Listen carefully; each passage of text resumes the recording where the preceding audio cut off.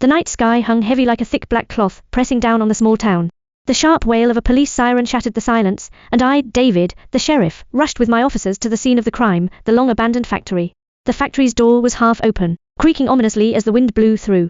I took a deep breath and stepped inside first. A sharp, metallic scent mixed with the stench of decay hit me immediately, almost making me gag. The officers turned on their powerful flashlights, the cold white light sweeping across, revealing the factory's broken, desolate state.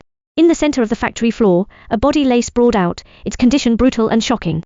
The throat had been slit open with a sharp blade, the wound deep enough to expose bone.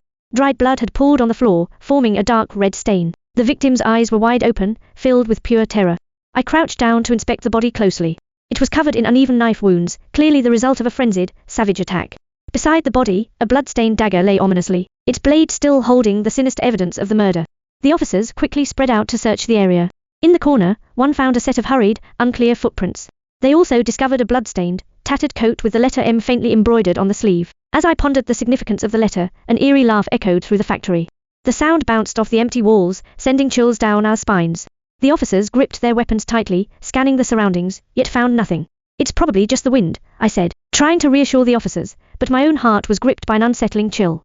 As the investigation deepened, I learned that the victim had been a local criminal with many enemies.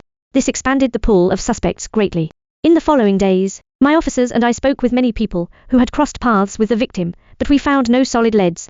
Each night, strange noises came from the factory. Some people even claimed to have seen a blood-soaked figure roaming inside, causing panic to spread like wildfire among the townspeople. Just when the case seemed to be at a dead end, I stumbled upon a crumpled note in the victim's belongings.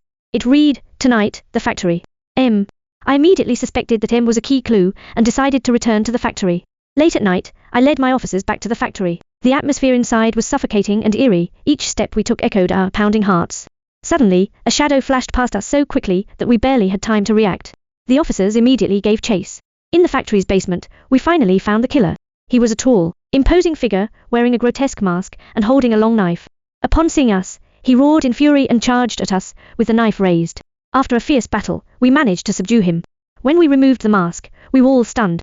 The killer was the victim's own brother. It turned out the victim had murdered the killer's wife and children for money. The fire of hatred had burned inside the killer for years, eventually driving him to carefully plan this bloody murder to avenge his family. With the killer brought to justice, the town slowly returned to peace. But whenever people spoke of the abandoned factory, a deep chill would rise in their hearts, as if the terrifying blood shadow would never disappear, always lingering in their memories.